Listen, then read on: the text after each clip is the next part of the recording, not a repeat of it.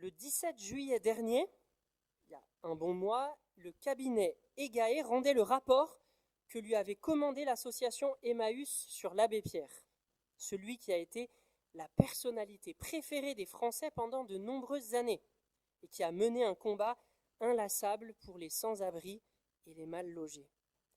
Ce rapport, malheureusement, fait ressortir des faits de violence subis par 7 femmes de la part de l'abbé Pierre, notamment des attouchements au niveau de la poitrine et une forme d'emprise de l'abbé Pierre sur certaines de ces femmes victimes au moins.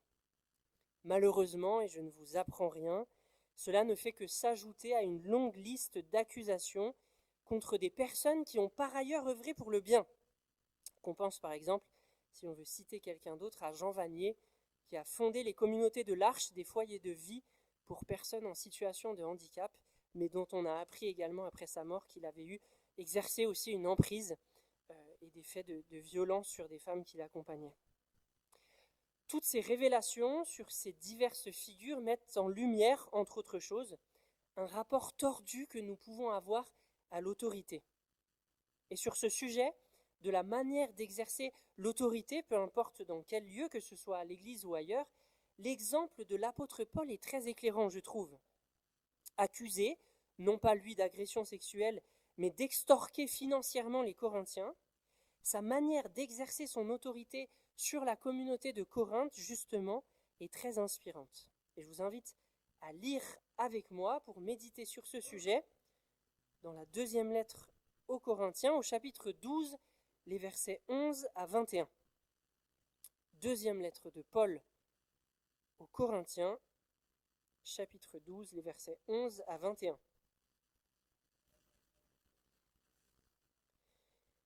Voilà que je parle en insensé, mais vous m'y avez forcé. C'est vous qui auriez dû me recommander, car bien que je ne sois rien, je ne suis en rien inférieur à ces super apôtres. Les marques qui caractérisent un apôtre ont été produites parmi vous. Une persévérance sans faille, des signes miraculeux, des prodiges, des actes extraordinaires. En quoi avez-vous été défavorisés par rapport aux autres églises ? Tout au plus par le fait que je ne vous ai pas été à charge. Pardonnez-moi cette injustice. Me voici prêt à me rendre chez vous pour la 3e fois. Et à nouveau, je ne vous serai pas à charge, car ce ne sont pas vos biens que je recherche, c'est vous-même.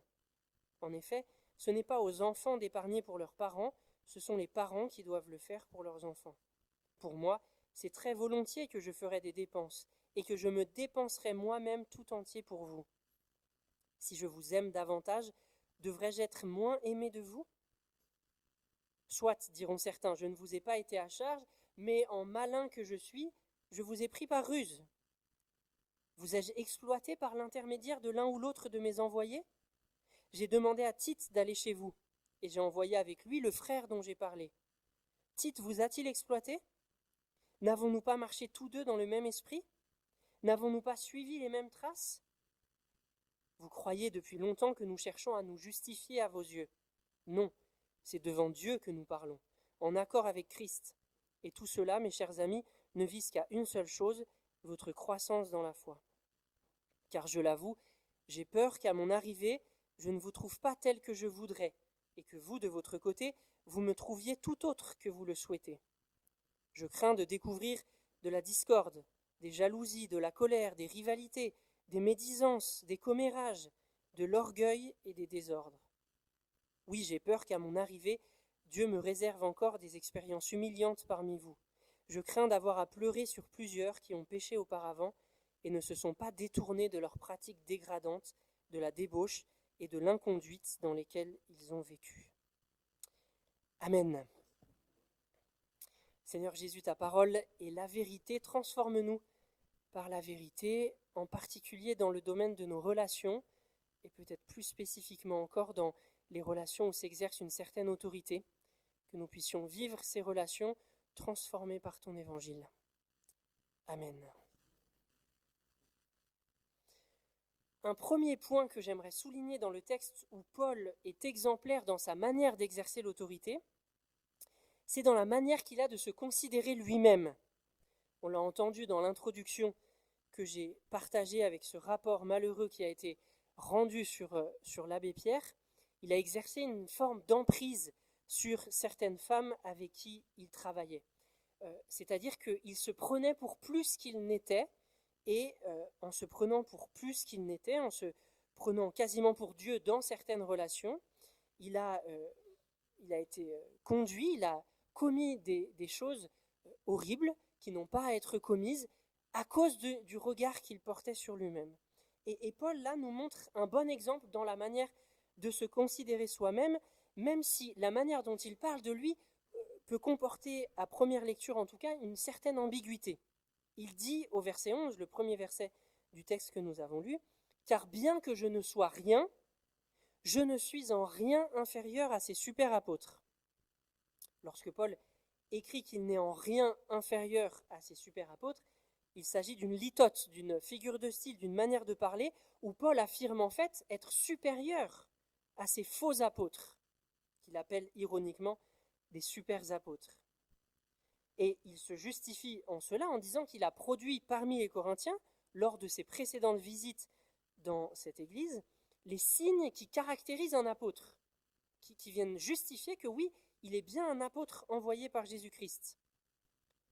Et c'est intéressant que parmi ces signes, il place en premier quelque chose qui revient sans cesse dans cette deuxième lettre aux Corinthiens, c'est la persévérance dans les épreuves, la persévérance dans la faiblesse, la manière de se comporter lorsque tout va mal.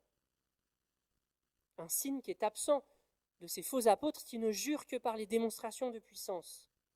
Donc Paul met en premier ce signe qui manifeste son apostolat, la persévérance qu'il a dans les détresses et les faiblesses qu'il traverse.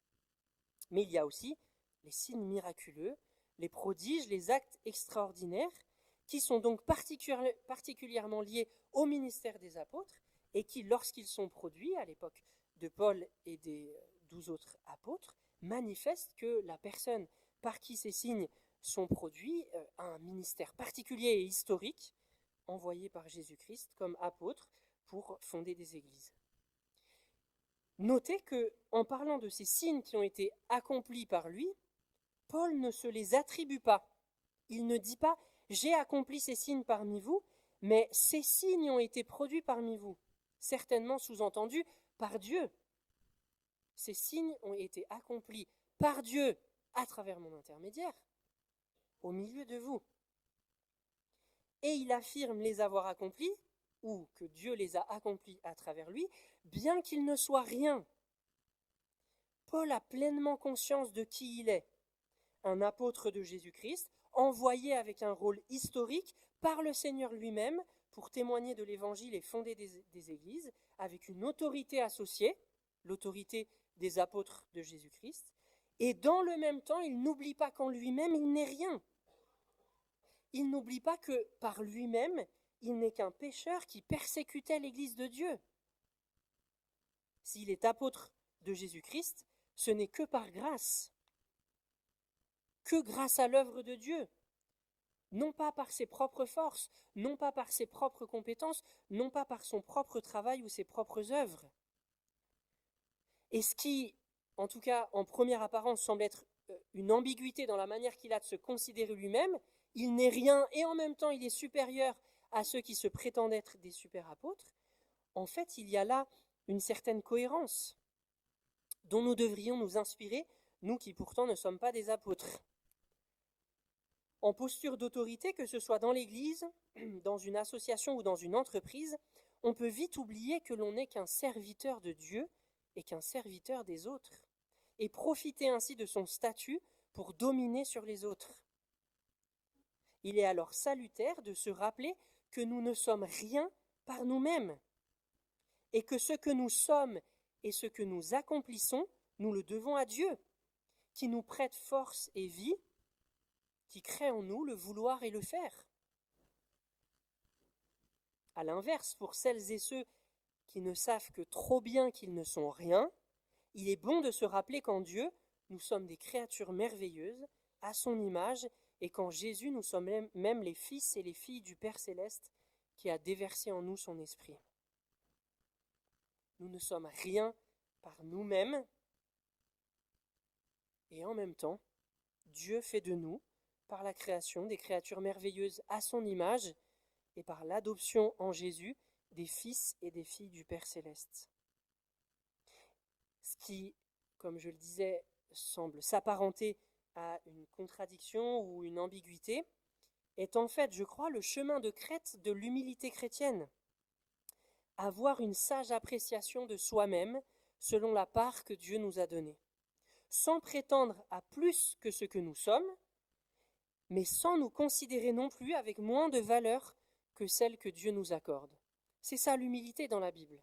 Non pas s'écraser plus que ce qu'il ne faut, mais avoir conscience profondément que par nous-mêmes, nous ne sommes rien, mais qu'en Dieu, nous sommes des créatures merveilleuses qui avons de la valeur à ses yeux et qu'il déverse en nous ses dons, sa vie, sa force, le vouloir et le faire. Et c'est essentiel partout, mais particulièrement dans les rapports d'autorité. Ceux qui exercent des responsabilités et ceux qui sont sous la responsabilité d'autres, parfois ça peut être les deux en même temps dans différentes relations, ceux qui exercent des responsabilités et ceux qui sont sous la responsabilité d'autres, doivent se rappeler leur commune dépendance à Dieu. Que nous exercions des responsabilités ou que nous soyons sous la responsabilité d'autres, tous nous sommes dépendants de Dieu. Ceux qui exercent des responsabilités ne doivent pas, et on ne doit pas leur donner cette place, prendre la place de Dieu dans les relations. C'est malheureusement ce qui se passe dans les mécanismes d'emprise. Une des femmes victimes de l'abbé Pierre dit qu'elle a l'habitude de se défendre dans la plupart de ses relations, mais qu'avec l'abbé Pierre, elle n'a pas trouvé la force parce qu'elle le considérait comme Dieu, et qu'elle n'a pas trouvé la force de dire non à celui qui avait quasiment une place de Dieu dans la relation avec elle en tout cas. Ceux qui exercent l'autorité ne doivent jamais le faire comme s'ils prenaient la place de Dieu dans la vie des autres. Et on ne doit jamais échanger notre dépendance à Dieu contre une dépendance à un être humain, peu importe son statut. Paul, malgré son autorité apostolique, qui est quand même quelque chose d'énorme dans l'histoire de l'Église, personne après Jésus-Christ n'a eu autant d'autorité que les apôtres pour poser les fondements de l'Église de Jésus-Christ jusqu'à son retour. Malgré ce statut énorme, ce statut historique, Paul a conscience, et même dans une situation un peu tendue avec les Corinthiens, il est capable de leur écrire « Je sais qu'en moi-même, je ne suis rien ». Il ne cherche pas à les écraser et à les dominer.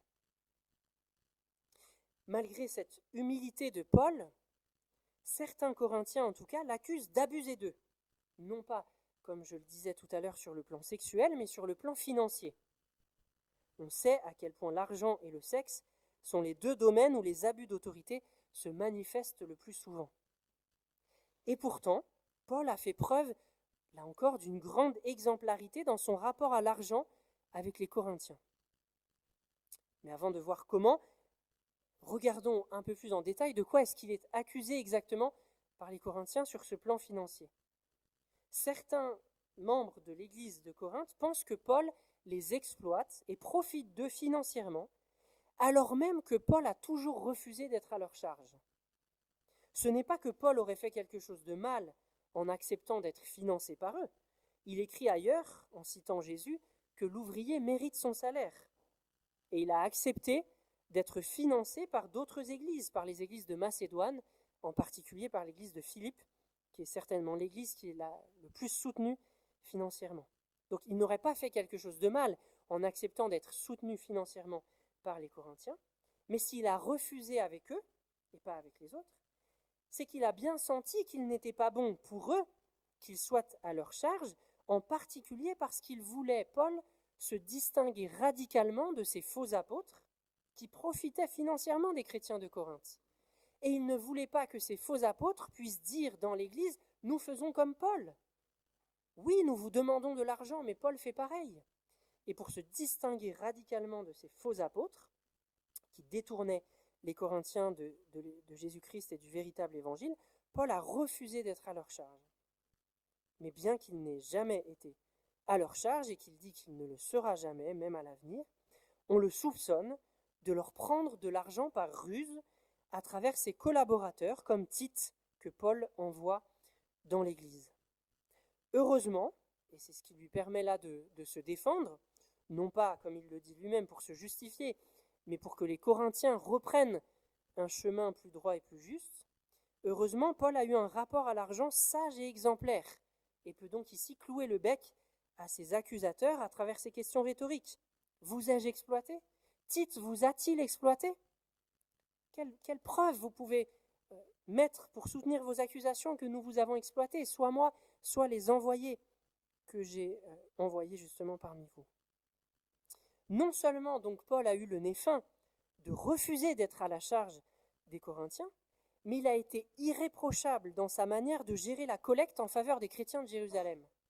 Et c'est là qu'on l'accuse d'organiser cette collecte en faveur des chrétiens de Jérusalem qui subissaient une famine à cette époque. On l'accuse de détourner, en tout cas de vouloir détourner une partie de cette collecte à son propre compte. Mais Paul avait bien organisé les choses pour être irréprochable. Comment a-t-il fait? Avec Tite, qu'il a envoyé à l'église de Corinthe pour récolter les dons que cette église voulait bien faire à leurs frères et sœurs de Jérusalem, avec Tite, il a envoyé un frère qu'il ne nomme pas. Il en parle dans le chapitre que j'ai lu, il en parlait déjà au chapitre 8. Il a envoyé un frère dont il précise au chapitre 8 que celui-ci est apprécié dans toutes les églises pour son travail au service de l'évangile. Et au verset suivant, toujours au chapitre 8, Paul précise encore que ce frère a été désigné, certainement par élection, par les églises pour accomplir cette œuvre de générosité, cette collecte d'argent en faveur des chrétiens de Jérusalem.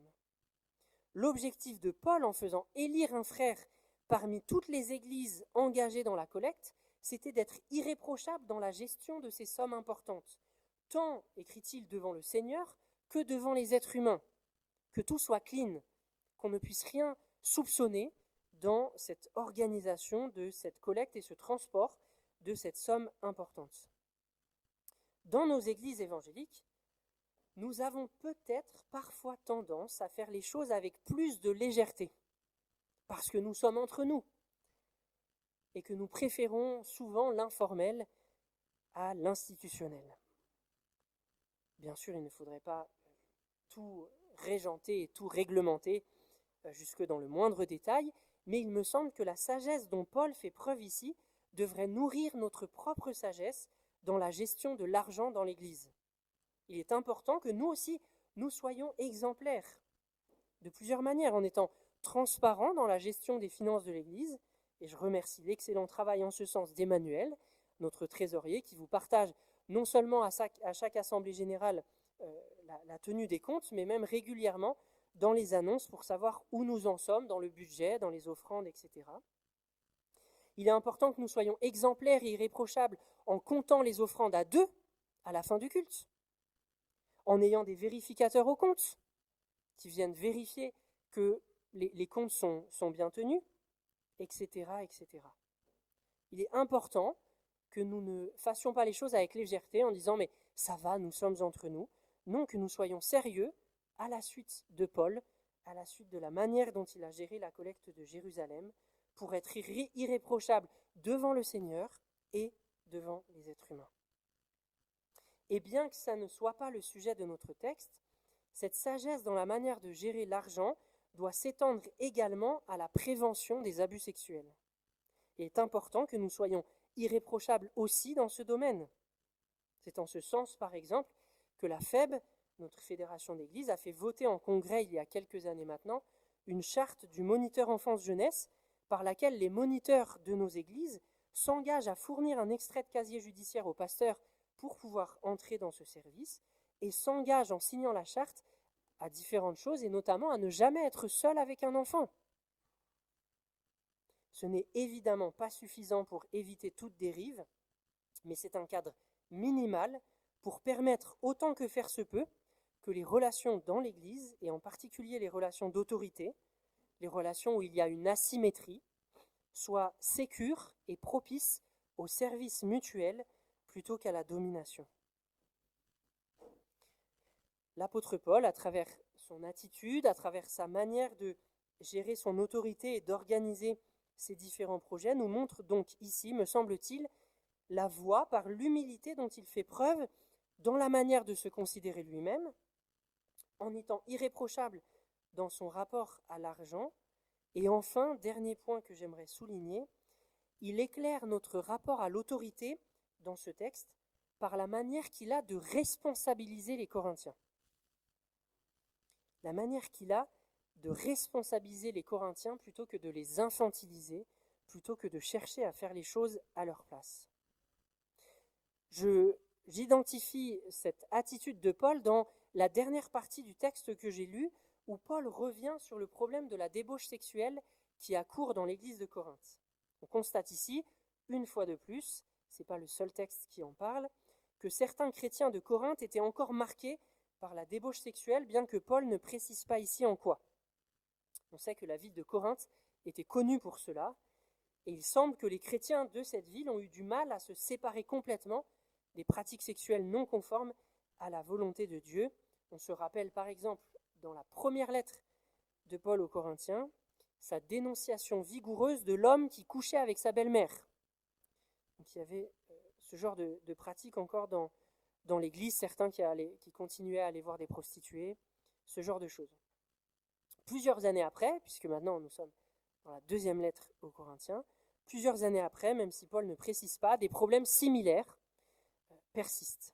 Et Paul les reprend sévèrement, donc il exerce bien son autorité d'apôtre en leur disant qu'il est inadmissible que ce genre de comportement ait lieu parmi eux, eux qui se réclament de Jésus-Christ, mais il les reprend sévèrement dans la lettre qu'il leur envoie, avant d'aller leur rendre visite pour la troisième fois, dans l'espoir, il le dit clairement, de ne pas avoir à gérer ses problèmes dans les larmes lors de sa prochaine visite de la communauté.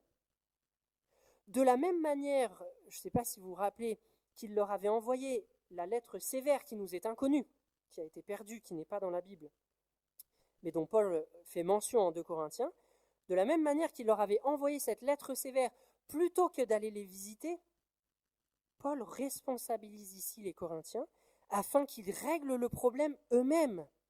Paul préfère les reprendre sévèrement par lettre pour qu'ils prennent leurs responsabilités en réglant ce problème de débauche sexuelle entre eux avant que Paul n'arrive. Il préfère ça plutôt que d'avoir à les reprendre et à régler les problèmes lui-même lorsqu'il les visitera. Le plus grand désir de Paul exprimé ici, et c'est ce qui oriente toute sa manière d'être et de faire, et sa manière en particulier d'exercer son autorité avec l'église de Corinthe, son plus grand désir, c'est leur croissance dans la foi. Tout ce qu'il fait, ça n'a qu'un seul but, c'est qu'ils grandissent en maturité, en particulier dans la foi. Face à la débauche sexuelle qui a encore cours parmi eux, il ne souhaite pas avoir à agir à leur place. Il veut qu'ils grandissent en maturité et qu'ils soient capables de prendre eux-mêmes les choses en charge. L'exercice de l'autorité par l'apôtre vise leur bien et leur maturité. Il ne les infantilise pas, mais les responsabilise au contraire. Et là aussi, ça doit nous interpeller, je crois, dans notre manière de vivre les relations d'autorité, encore une fois, que ce soit dans l'Église, que ce soit les parents avec les enfants, que ce soit dans une association, que ce soit dans une entreprise, ou que sais-je encore.